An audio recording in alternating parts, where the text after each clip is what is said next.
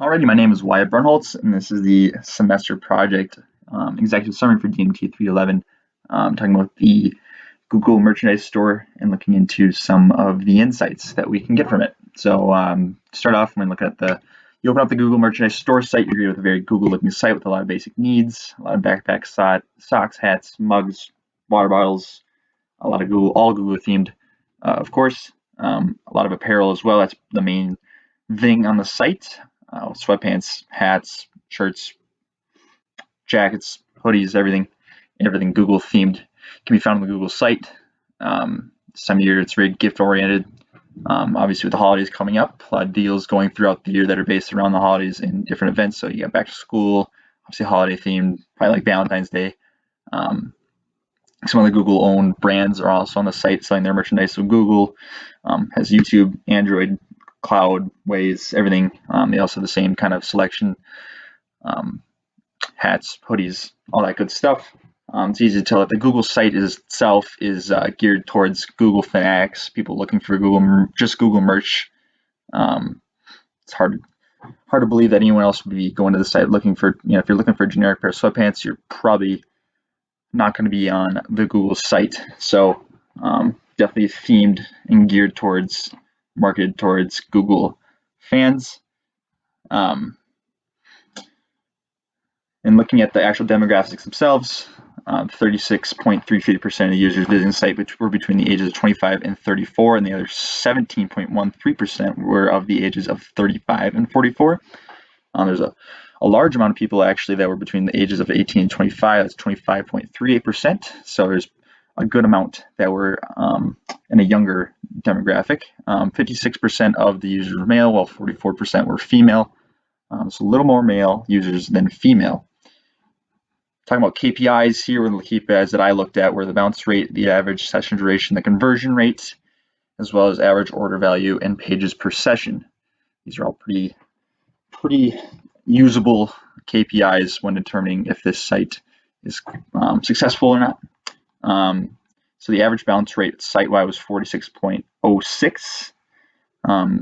Payload pages had a 54% bounce rate, which is pretty solid. Also very consistent over the past month. The average session duration was 3 minutes and 26 seconds.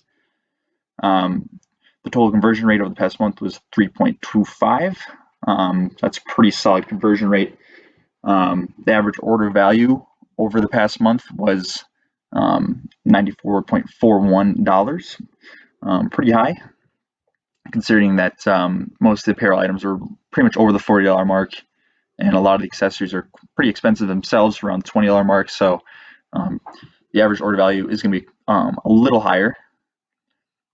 So taking a look at some insights you could probably gain from these numbers. The bounce rate of 46.06 is an aspect of the site that could probably be improved a little bit, but actually is very good, considering that a bad bounce rate would be considered right around the 70% mark or higher. So 46 is pretty solid. The 3 minutes and 26 second average session duration is actually a very solid number, considering that the average user is expected to spend about 2 to 3 minutes on a site.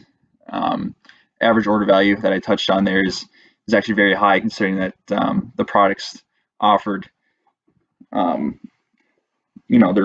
all Google themed, but there's a lot of winter stuff being sold this time of year, so it's probably going to bump up the average a little bit. And also Google partnered with Patagonia, so they produce some nice pullovers and zip ups that are drastically higher in price usually. So those have been a hot seller over the past month, which makes sense. My recommendations for the Google site is to improve the home and landing pages. This will in turn improve the retention site-wide, improve bounce rate even more. The pages are they're very Google-like in appearance, so plain white background, somewhat boring if you could say. So if you can improve that a little bit, kind of just spice it up a hair more, you might have a little bit of retention. Another recommendation is add videos and more images to, again, improve page design and make it more enticing to buy a product. Have a little more pop. And then my last recommendation would be simplify navigation of the site to make it more user-friendly. This would be You have a little, smaller numbers of pages per session. So that way people aren't spending too much time on one page or scrolling through other pages if they just have a hard time finding the product they were looking for. Thank you.